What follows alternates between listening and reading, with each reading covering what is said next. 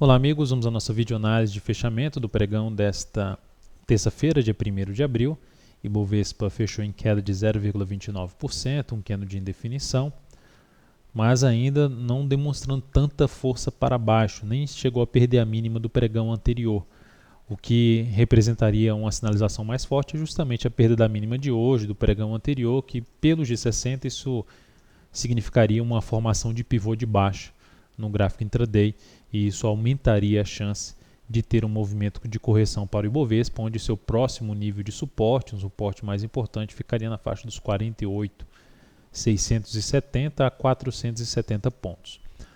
Olhando para a PetroR4, Petro terminou o pregão ainda em alta de 0,19%. Eu digo ainda porque abriu subindo, depois voltou a cair, perdeu a mínima, mas também nada representativo aqui no gráfico de 60 minutos. Para se trabalhar, no meu entender, pelo menos para mim, para buscar alguma operação de venda na Petro, o ideal é que ela seja abaixo, principalmente de day trade, abaixo dos 15,50.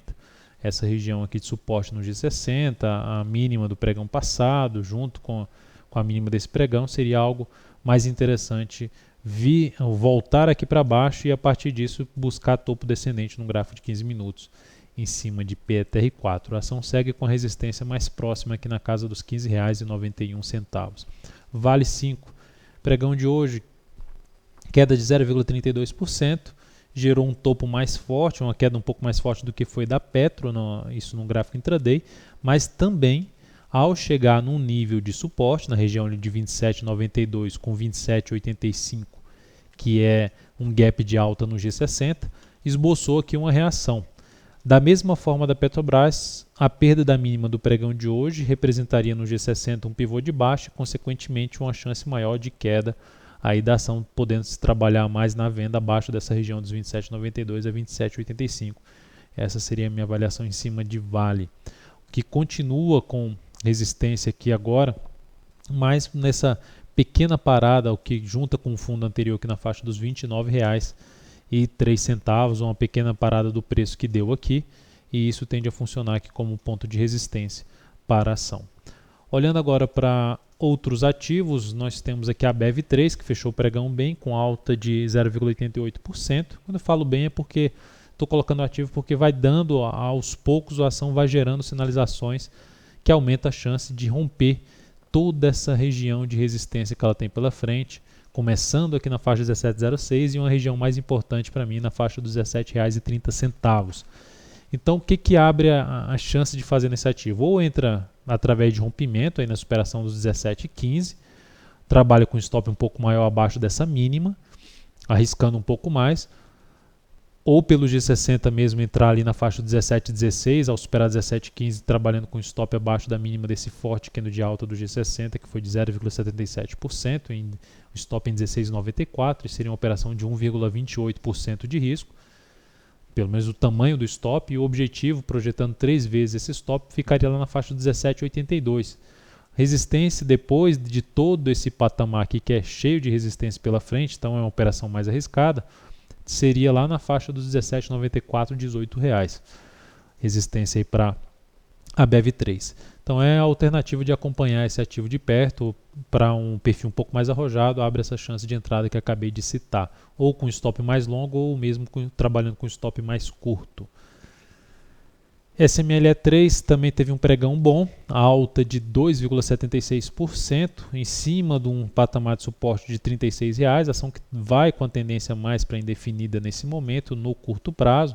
Girou até aqui um topo duplo, a gente poderia falar em tendência de baixa, mas para mim está muito mais para indefinição aqui, e isso até mesmo pelo gráfico semanal, dentro de um cenário ainda com viés para mim um pouco mais para cima, um viés de alta no ativo, gera essa formação, traz uma expectativa favorável de teste não só que já está de imediato ali os 37,45, resistência, depois teria outro patamar de 38,20 até 38,75, essa mais importante em termos de resistência para a SMLE3.